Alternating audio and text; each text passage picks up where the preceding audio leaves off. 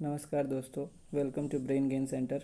आज हम English grammar के बहुत ही important topic noun and numbers पढ़ेंगे। ये topic SSC, railway, banking, UPSC और स्कूल एग्ज़ाम्स के लिए बहुत महत्वपूर्ण है। चलिए शुरू करते हैं। What is number? नंबर बताते हैं कि नाउन एक है या एक से अधिक।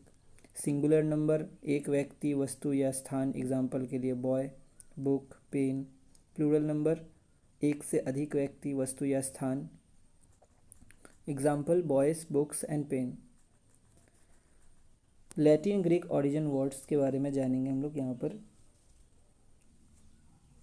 कुछ नाउन्स लैटिन और ग्रीक भाषा से आए हैं, इनका प्लूरल फॉर्म्स अलग होते हैं, जैसे रेडियस का रेडी, फोकस का फोकी, कैक्टस का कैक्टी, सिलेबस का सिलेबी, सिलेबस ES भी लगा सकते हैं, fungus fungi, alumnus alumni, nucleus nuclei, datum data, stadium stadia, stadiums, agendum agenda, memorandum memoranda, bacterium bacteria, criterion criteria, basis basis, इसमें SIS है, इसमें SES हो चुका है। उसी तरह क्राइसिस क्राइसिस, SES लग चुका है। यहाँ भी oasis oases, thesis theses, analysis analysis, ISIS के जगह पर हम लोग को SES लगाना है। फिनोमेना NON है लास्ट में, इसमें बस NA लग चुका है। ये होता है इसमें कुछ कुछ। कॉम्पिटिटिव एग्ज़ाम्स में इन वर्ड से क्वेश्चंस बहुत आते हैं। उसी तरह से special compound noun and word formation rule के बारे में जान लेते हैं हम लोग आगे। कंपाउंड नाउन्स का प्लूरल बनाते समय ध्यान रखें। क्या ध्यान रखें? तो मदर इन लॉ को जब प्लूरल बनाते हैं तो मदर्स इन लॉ होता है, ना कि mother in laws. Step father, step fathers. Spoonful, spoon spoonsful नहीं होता, स्पूनफुल्स होता है। उसी तरह हैंडफुल, हैंडफुल्स होता है। ये कुछ इंपॉर्टेंट बातें हैं इसमें। स्पून्सफुल गलत है, स्पून्सफुल सही है। अगर आगे बढ़ते हम लोग, कुछ वर्ड्स कॉन्टेस्ट के हिसाब से अलग मीनिंग देते हैं।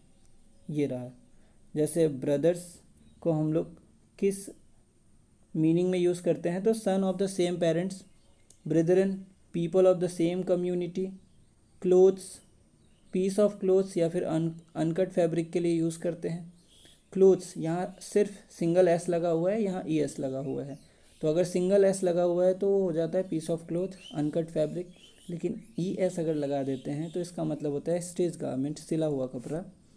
उसी तरह से हम लोग आगे जैसे ही बढ़ते हैं तो हम लोगों को पता चलता है डिफरेंट प्लूरल डिफरेंट मीनिंग होता है उन लोगों का। कैसे मीनिंग अलग अलग होता है? तो इंडेक्स को इंडेक्सेस भी लिख सकते हैं, जैसे टेबल, लिस्ट ऑफ बुक्स। लेकिन इंडिसेस जब बोलते हैं तो मैथमेटिकल साइन हो जाता है। उसी तरह डाई का प्लूरल भी हम लोग जब बनाते हैं तो उसका अलग अलग मीनिंग होता है। डाइस मतलब होता है टूल फॉर शेपिंग मटेरियल्स, और DICE का मतलब होता है small cube used in games, जिसको हम लोग लूडो छक्का बोलते हैं। ये हो जाता है। और गेम में यूज़ होने वाले क्यूब्स वो होते हैं। एग्जाम्पल्स में क्या होता है?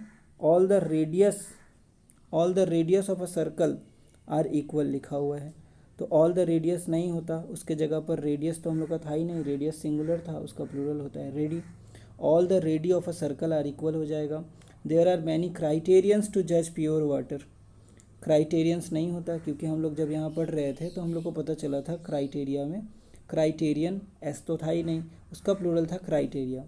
तो there are many criteria to जज प्योर वाटर। उसी तरह से हम लोग कुछ क्विक टिप्स जान लेते हैं।